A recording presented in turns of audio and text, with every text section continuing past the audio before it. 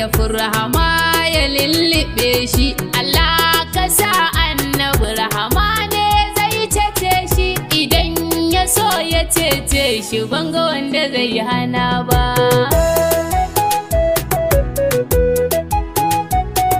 Ka kai rahama makwanci shi domin annabina, mai raba da uwa an san ki ko ban faɗa ba, mai da mata zawarawa ba su haifi ɗa ba,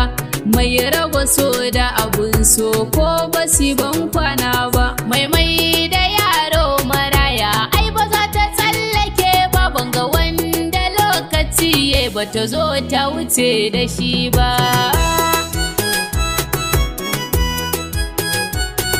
Ka kai rahama makwanci shi domin annabina, ta yi yankan ƙaunar da ni samusan banzata ba, mahaifi jigo ne a rayuwa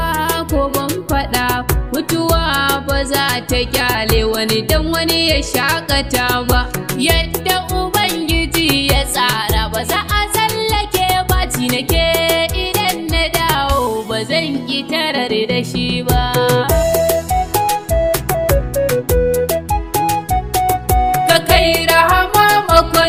Shi domin annabina, iyayena mata ina yi muku ta'aziyya, rashin da muka yi ai haƙuri sannan a ƙara juriya, dangin uwa uba ina yi muku ta'aziyya, yayan nina da ƙannina hada ku za na sanya mi yawai ta yi mai addu'a ba wai mu dinga mai kuka ba.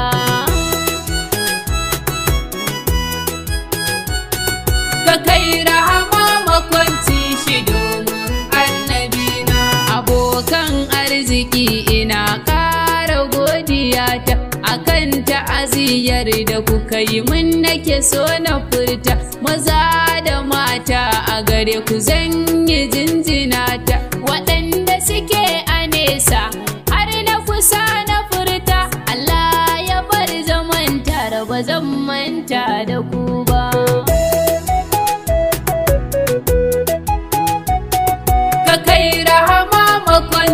Shi domin annabina, Allah ka ji kan abba abuna ya tafi gushewa, ka kai rahama makwanci shi domin annabina, Allah ka ji kan abba abuna ya tafi gushewa, ka kai rahama